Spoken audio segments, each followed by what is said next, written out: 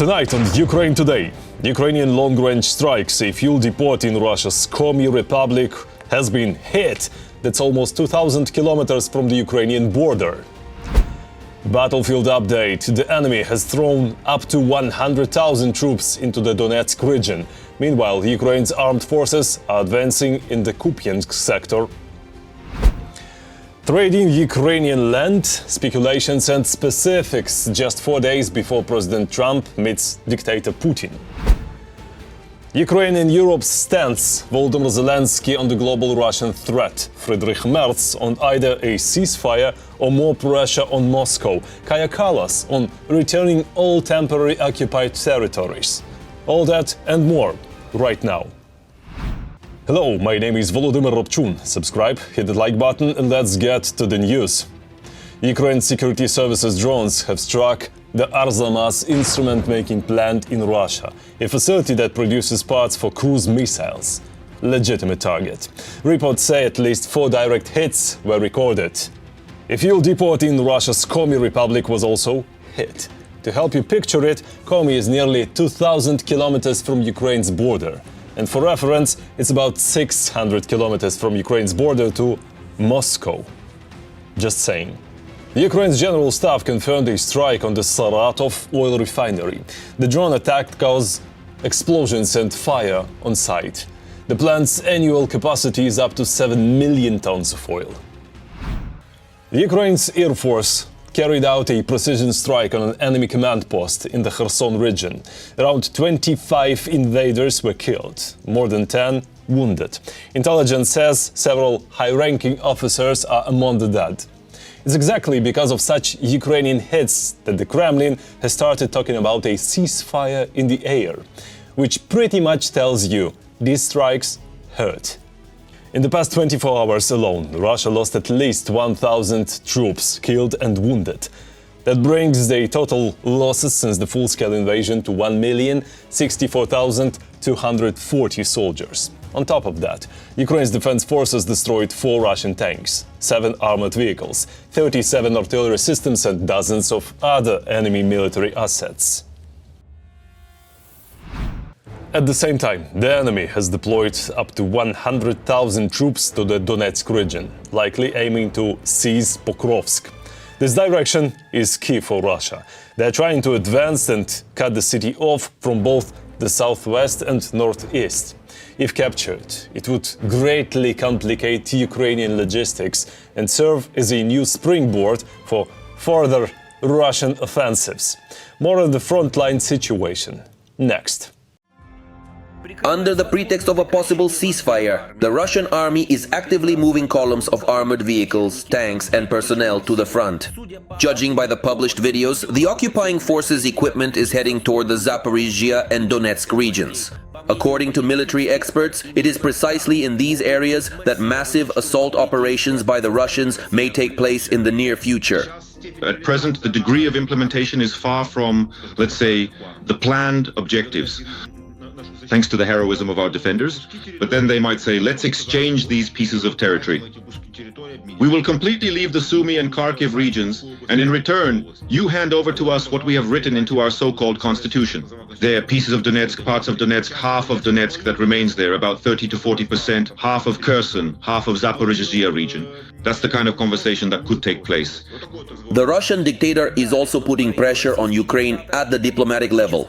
Despite not having much success on the front line, Putin still does not give up hope of grabbing more and more pieces of Ukraine for himself.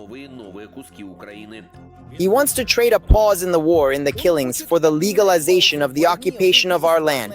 He wants to get territorial gains for the second time. He was allowed to take Crimea, and that led to the occupation of Donetsk and Luhansk regions. He did not receive a preventive punishment when he assembled a contingent on our borders. This led to a full-scale war and the occupation of even more parts of Ukraine. Now Putin wants to make it easier for himself to seize the south of our Kherson region, Zaporizhzhia, the entire territory of Luhansk, Donbas and Crimea. We will not allow this second attempt at dividing up Russia. Knowing Russia, where there is a second, there will be a third. That is why we stand firmly on clear Ukrainian positions for Ukraine. If Putin does not want peace, he must be made to want it. That is exactly why Ukraine and Europe have presented their own plan to end the war. As the Wall Street Journal writes, the first stage of any settlement must be a ceasefire. The plan also states that any exchange of territories is only possible on a reciprocal basis. In other words, if Ukraine withdraws its troops from certain regions, Russia must withdraw its own from others. First and foremost, there must be an honest and definitive end to the ongoing war, and this crucial resolution depends precisely and entirely on Russia. It is Russia that must end the war it started. Second, Ukraine and all its partners still recognize the need for a ceasefire, for an end to the killings. There is only one party opposing this. That is Putin. His only card to play is the ability to kill, and he is trying to sell the cessation of deaths at the highest possible price. At the same time, according to Western journalists, European officials insist that any territorial concessions from Ukraine must be backed by strong security guarantees, in particular, the potential membership of Ukraine in NATO. What is needed is not a pause in the killings, but a real, lasting peace. Not a ceasefire sometime in the future, months from now, but immediately. And as long as the truce has not been reached, the armed forces of Ukraine continue to drive the occupiers from our land by force. According to the Institute for the Study of War, the armed forces of Ukraine are counterattacking and have been successful in the Kupiansk direction for the second day in a row. According to geolocated maps published online, the Ukrainian armed forces recently repelled enemy attacks and advanced to the southwest of Kondrashivka. Moreover, in a report the previous day, analysts stated that the Ukrainian side also advanced to the southwest of Rodkivka, which is north of Kupiansk. In addition, our defense forces have liberated and completely cleared the settlement of Besalevka in the Sumy region. According to the General Staff, units of the 33rd Separate Regiment and the 24th Separate Assault Battalion took part in the operation. As a result of the operation, the enemy suffered significant losses. Meanwhile, the occupier is already close to semi-encircling the Pokrovsk-Mirnohrad agglomeration. Unfortunately, military analysts state, in the Radimivsky area, the enemy has broken through by a good 4 to 5 kilometers. The main fighting is now taking place near the railway on the Dorozhne-Radimivska stretch. Geographically, the military formation is not yet encircled, but the logistics have been almost completely cut off, and bringing anything in or taking anything out is now practically, well, becoming impossible. The Russians also tried to break into Pokrovsk itself. Out of 150 occupiers, only about 30 made it to the city, but even they ultimately achieved nothing. Nevertheless, military experts do not rule out that the Ukrainian armed forces may be forced to leave the city if the occupiers' onslaught does not subside. However, for now, there are no signs of this, and our defenders are bravely repelling the enemy's assaults. If it unfortunately turns out that we are indeed compelled to leave the strategic city of Pokrovsk, then an additional period of 2 or 3 extra days, or even an entire week, of our valiant troops remaining stationed within this particular city and subsequently being forced to retreat from it absolutely does not justify itself in any meaningful or strategic way whatsoever. Over the course of a year of fighting near Pokrovsk, quite a lot of enemy manpower and equipment has been destroyed, so to speak. One could say that Pokrovsk has already fulfilled its military mission several times over. So let's approach this calmly. In war, sometimes you have to retreat in order to move to other positions where it might be easier to hold the defense. No gates are being opened, no open spaces where the Russians can make significant advances. Nothing of the sort. However, the situation for the residents of Erefia over there beyond the curb is, to put it mildly, not great either. Russians, like Ukrainians, are getting used to living under constant shelling. But unlike the Russian army, the Ukrainian armed forces strike exclusively at military targets, not at civilians like Putin does.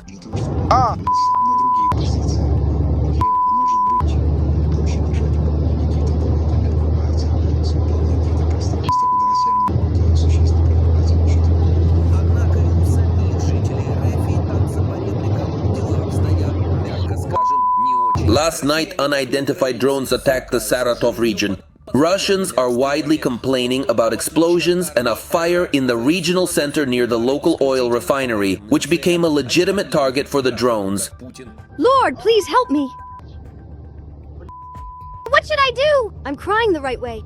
According to Russian media, a whole series of explosions, about 8 in total, went off over Saratov and Engels last night. Russians claim that air defense systems were supposedly operating and flashes could be seen in the sky. However, the burning oil refinery is clear evidence of the occupiers' poor air defense performance. Something really quite intense and dramatic is happening right there. Oh my god, geez, this is truly unbelievable and quite astonishing. Temporary restrictions have been imposed on the arrival and departure of planes at Saratov airport. In addition, the governor of the Russian region announced the threat of repeated drone attacks. Ukraine is fighting for freedom. Support independent Ukrainian journalism so we can keep telling the truth about Russia's war. Click the link in the description to become our sponsor. And don't forget to subscribe and like this video. It really helps the channel grow. And share it if you think it's worth it. Thanks. The Zaporizhzhia region is under attack. Russia dropped guide bombs on the central bus station and the university hospital of Zaporizhzhia Medical University. 20 people suffered multiple injuries. Residential buildings were also damaged. Today, across the entire front line, in frontline communities, in border towns, in our villages, the Russians again kept taking lives. No deadlines, no expectations, work on them. They don't want to stop the killing. The only thing they are looking for is a way to kill Ukraine. We clearly understand the threats, and all our partners, just like us, absolutely clearly understand these threats. Everyone sees that Russia is making no real move toward peace, no step on the ground or in the air that could save lives. That's why sanctions are needed, pressure is needed, strength is needed. Strength, above all, from the United States, from Europe, from all nations in the world that want peace and calm in international relations. Every voice matters. Join our community, support independent journalism and help us bring you the truth from Ukraine. Become a member of Ukraine today. Join us now. Just recently I told you that Russia started fitting Shaheds with anti-tank mines. Now we know exactly how they're using them to mine public roads. The drones simply drop anti-tank mines right onto highways. Pure terror. Be extremely cautious.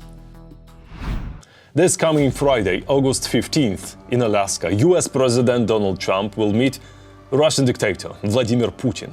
The main topic, ending Russia's war against Ukraine, or more likely a ceasefire as a step toward ending it. Not much details, but plenty of speculations about what Putin will demand and what Trump might agree to. Some media have floated the idea of a territory swap. The catch? They are talking about swapping Ukrainian land for other Ukrainian land. Let's be honest, discussing Ukraine's fate without Ukraine at the table is bizarre. That's also how Europe sees it. German Chancellor Friedrich Merz said territorial issues must be discussed with Ukraine and Europe at the table. He announced he'll speak with US President Donald Trump, stressing that Europe and the US are preparing for talks and won't abandon Ukraine. Merz hopes President Zelenskyy will be involved and that the summit will result in either more pressure on Russia or a ceasefire deal. Ukraine and Europe have prepared their own terms for the Kremlin. Without meeting them, Kyiv won't agree to peace talks with the aggressor state. Here are some takeaways from the current peace process. The meeting place is Alaska. On August 15th, the President of the United States and the Russian dictator will hold their first in-person meeting. According to American media, Volodymyr Zelenskyy may also join the meeting. The White House is considering inviting Zelenskyy to Alaska. Trump intends to meet with Russian President Vladimir Putin in Alaska on Friday to discuss a possible ceasefire in Ukraine. For the first time in history, the leader of the Russian state will visit American Alaska, a land once sold by Moscow to Washington. You can certainly find some deeply hidden and significant pitfalls within this particular location, but there are also some very logical and compelling, truly logical and understandable reasons why both sides ultimately agreed upon the acquisition of Alaska. Alaska is, of course, interesting for Trump. Why? Because it is a demonstration of strength. Because it shows that he is above Putin. Yes, Trump is above Putin because Alaska was once Russian, but now it is the territory of the United States of America. For Putin, the American state is convenient primarily from the standpoint of security and logistics. Only 4 kilometers of strait separate the territory of the Kremlin paranoiac from Alaska. It's his obsession, it's his sore spot. He takes any and all issues of security related to himself very, very seriously, whether it's biological, digital, or absolutely any other kind of potential threat. So yes, the problem wasn't about the ICC warrant or whether in some countries he could be detained or not. The main problem was simply that Putin is afraid to leave the territory of the Russian Federation. And in general, as eyewitnesses say, he doesn't even leave his bunker very often. On the eve of potentially fateful negotiations, Ukraine and European leaders coordinated their positions.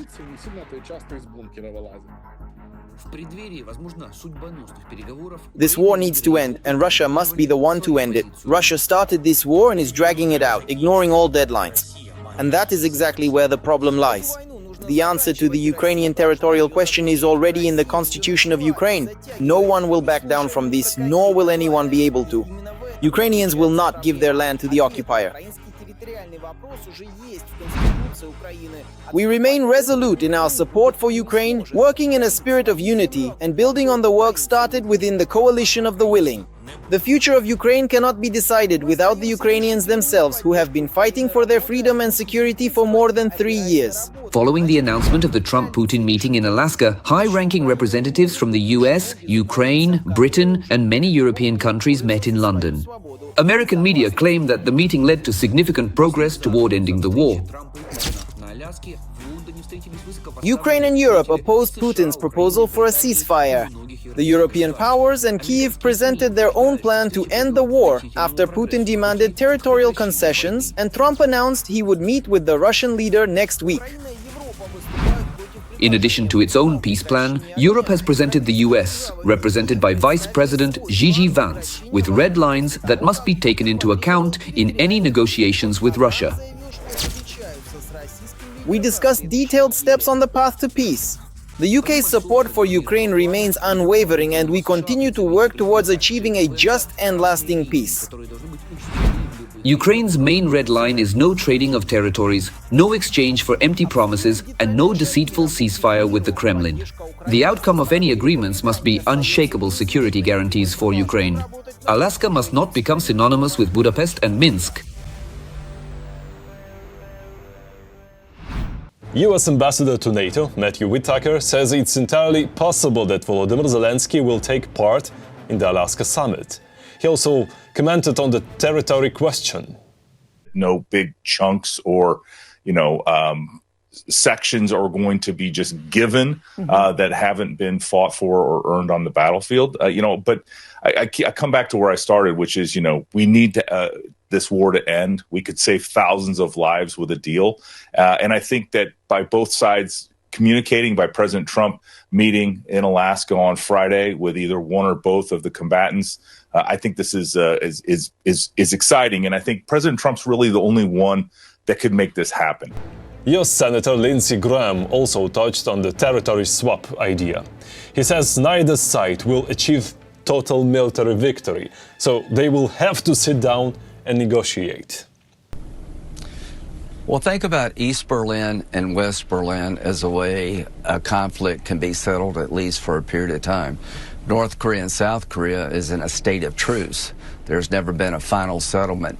But I come on your show a good bit. I want to be honest with you. Ukraine's not going to evict every Russian, and Russia's not going to Kyiv. So there'll be some land swaps at the end. As you can see and hear, the talks are still in the what-if stage. Today, EU foreign ministers will meet and discuss possible outcomes of the Trump-Putin talks, Reuters reports. EU foreign policy chief Kaja Kallas stressed that the US could push Russia into serious negotiations and that any deal with Moscow must reflect the positions of Ukraine and the EU. She said peace must be based on international law and include the return of all temporary occupied territories to Ukraine, and that any agreement must not become a springboard for new Russian aggression. We'll see what Friday brings, but even without the Trump-Putin meeting, there's plenty to talk about. US Vice President J.D. Vance told Fox News that the United States is ending its funding of the war in Ukraine. What we said to the Europeans is simply, first of all, this is in your neck of the woods, this is in your back door. you guys have got to step up and take a bigger role in this thing. And if you care so much about this conflict, you should be willing to play a more direct and a more substantial way in funding this war yourself. I think the president, and I certainly think that America, we're done with the funding of the Ukraine war business. We want to bring about a peaceful settlement to this thing. We want to stop the killing. But Americans, I think, are sick of continuing to send their money, their tax dollars to this particular conflict. But if the Europeans want to step up and actually buy the weapons from American producers, we're okay with that, but we're not going to fund it ourselves anymore. Important to note, Ukraine already isn't getting direct financial aid from the US. For example, European partners are paying for American weapons. So J.D. Vance was mostly stating facts rather than unveiling a new plan. Still, he added fuel to the debate. Bless his heart. And finally, more on possible aid cuts. Soon, the government of one of Ukraine's most reliable partners, the Czech Republic, could be led by an open Putin sympathizer who calls for ending military aid to Ukraine. Details in our next report. Ukraine may soon lose its most important ally in Europe. On the eve of parliamentary elections, the Czech Republic conducted a poll showing that the pro-Russian head of the ANO party, Andrej Babiš, is in the lead.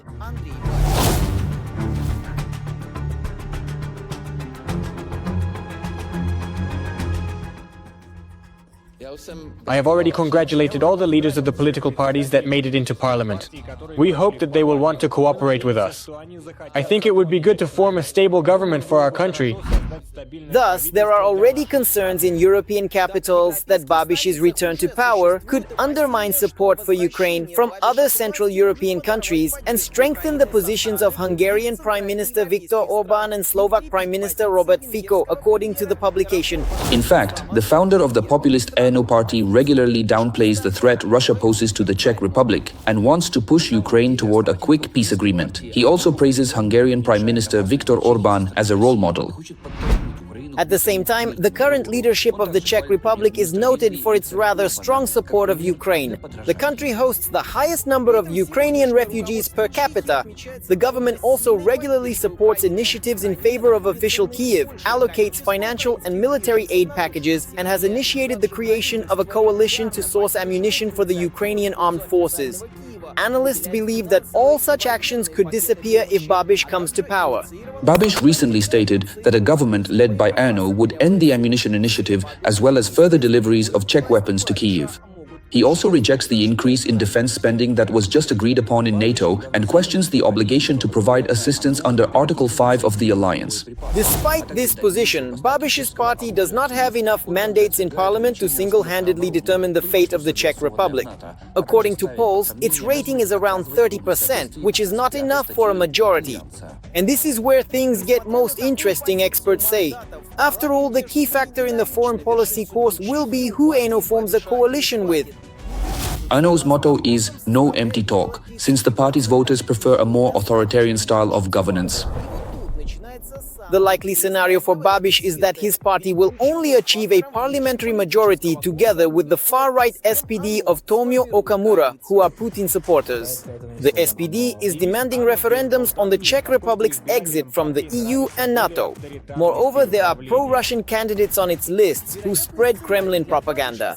However, there are other options, forming a coalition with pro-Ukrainian politicians who would not allow all support programs for Kyiv to be scrapped at once. I think there will be clashes both between different parties and potentially internal conflicts among individual politicians as well, because we can already see how the election campaign is unfolding. It is also still unclear what kind of coalition will ultimately form. These will definitely be complicated deals and agreements. So I am expecting some rather unexpected decisions. I should note that the parliamentary elections in the Czech Republic will take place as early as this October, after which it will become clear how much Prague's position toward its current partners will change. That's all for today. Thanks for watching. Thank you for your support. Strength to Ukraine's defenders. Glory to Ukraine. Don't forget to like, subscribe, comment and share this video. See you next time.